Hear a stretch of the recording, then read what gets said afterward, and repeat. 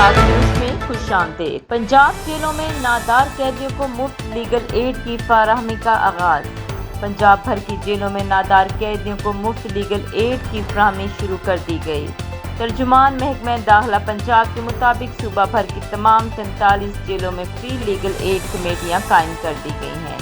Free legal aid कमेटियां Punjab bar council और ज़िले बार एसोसिएशन के इश्तराक से तश्कील दी गई हैं।